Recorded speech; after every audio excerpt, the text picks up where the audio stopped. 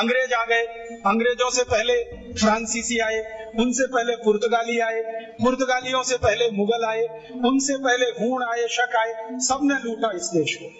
और जो बाहर से आया हुआ लुटेरा होता है ना, उसका एक ही धर्म है कि वो यहाँ से जो भी कुछ है लूट कर ले जाए, और वो यहाँ से जो भी कुछ लूट कर ले जाए उसके लिए आवश्यक है कि जिसका वो धन और संपत्ति है वो उसको लूटने के लिए छोड़े।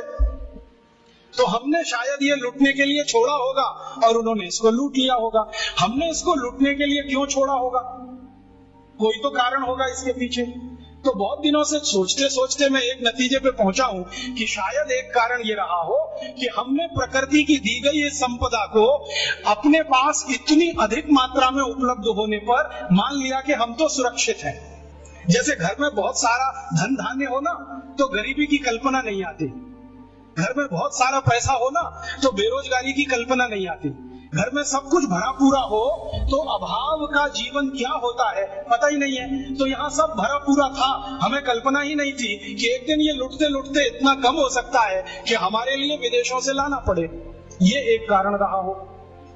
ये कारण तो नहीं मैं मानता हूं कि हम कमजोर थे और विदेशी हमसे मजबूत थे इसलिए हमको वो परास्त कर गए युद्ध में और हम लुट गए। अगर हम कमजोर ही थे तो पृथ्वीराज चौहान कहां से आ गए, महाराणा प्रताप कहां से आ गए, शिवाजी महाराज कहां से आ गए, झांसी की रानी लक्ष्मीबाई कहां से आ गई? और पृथ्वीराज चौहान और राणा प्रताप में कोई तो यूनिक डीएनए रहा होगा, ऐसा तो नहीं है। कोई राजा अपने दुश्मन को बार बार हराए और हराने के बाद हर बार उसे माफ कर दे तो वो तो वीर नहीं महावीर होता। ये जेनेटिक मटेरियल तो भारत में ही दिखाई देता है, दुनिया में कहीं नहीं है। मैंने दुनिया के बहुत सारे राजाओं का इतिहास पढ़ा है, उन्होंने दुश्मन को हराया तो जान से मार डाला, छोड़ा नहीं उसको। हमारे यहाँ दुश्मनों को परास्त करते रहे और हर बार माफ करते रहे। गलती से एक बार दुश्मन ने परास्त कर दिया तो माफ नहीं किया क्योंकि उसके पास वो डीएनए नहीं था।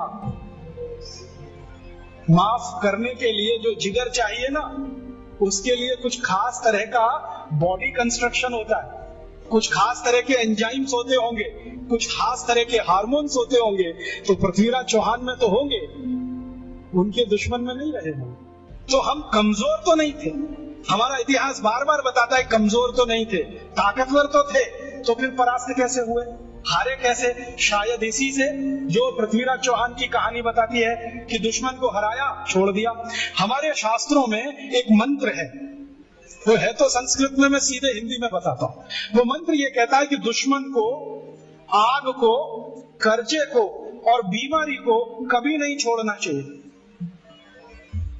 दुश्मन को, आग को, बीमारी को और कर्जे को कभी अधूरा नहीं छोड़ना चाहिए। दुश्मन को अगर छोड़ दिया तो वो ही मारेगा। फिर भारत की आजादी के पिछले 60 साल का इतिहास गवाह है, हर बार पाकिस्तान को हराया, हर बार हमने छोड़ा। 48 में हराया, छोड़ दिया। 65 में हराया, लाहौर तक हम पहुंच गए, फिर छोड़ दिया। 71 में हराया, फिर छोड़ दिया। कारगिल में हराया, फिर छोड़ दिया। और आज वही पाकिस्तान नाक बन के डस रहा है, हर तीसरे दिन बम ब्लास्ट करा रहा है इस देश में। तो शास्त्र का मंत्र है, मेरा नहीं है, कि दुश्मन को छोड़ना नहीं चाहिए कभी भी। अगर हाथ में आ गया खत्म कर दो। और शायद यही बात भगवत गीता में कृष्ण भी अर्जुन को समझा रहे, छोड़ो मत इनको। अगर जो तुमने छोड़ दिया तो ये विष बीज की तरह से फैलेंगे, पूरे देश में अधर्म की स्थापना कर देंगे। इसलिए कौरवों को छोड़ो मत, इनके अंतिम व्यक्ति तक संहार करो। शायद कृष्ण को शास्त्रों का ज्यादा ज्ञान रहा होगा, पृथ्वीराज चौहान को उतना नहीं रहा होगा।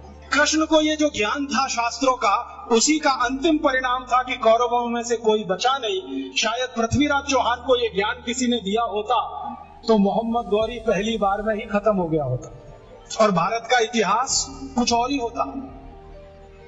तो ये ज्ञान की कुछ कमी रह गई। और आज के व्यवहारिक जीवन में भी हम जानते हैं कि अगर आपने आग को जलता हुआ छोड़ दिया तो वो घर को जला देगी, गांव को भी जला देगी। अगर कर्जे को बकाया छोड़ दिया तो वो कर्जा आपको जिंदगी भर के लिए जर खरीद गुलाम बना देगा। और जो बीमारी को थोड़ा भी छोड़ दिया तो वो आपको पता नहीं किस स्वरूप में पटक देगी, ले जाएगी। तो ये ज्ञान की कुछ कमी आई होगी हम में, शायद हजारों साल की गुलामी में ज्ञान कम हो जाता होगा। मेरे गुरु हैं जिनका नाम है श्री धर्मपाल, बहुत बड़े इतिहासकार हैं, वो बार बार मुझे ये कहते हैं कि देखो, जिस देश में गुलामी आ जाती है, जिस समाज में गुलामी आ जाती है, उस समाज का सब कुछ चला जाता है, उनका ज्ञान चला जाता है, उनकी परंपराएं चली जाती हैं, मान्यताएं चली जाती हैं, व्यवस्थाएं टूट जाती हैं, सब कुछ चला जाता है। तो शायद 1200 साल की गुलामी ने ज्ञान में कुछ कमी लाई हो, और ये हम सोचना भूल गए हो कि दुश्मन को अधूरा मत छोड़ो, इसी कारण से हम परास्त हुए, बाकी कोई दूसरा कारण नहीं था। ईस्ट इंडिया कंपनी से भारत के राजाओं के जो संघर्ष है ना, उसमें भी यही कहानी दिखाई देती है।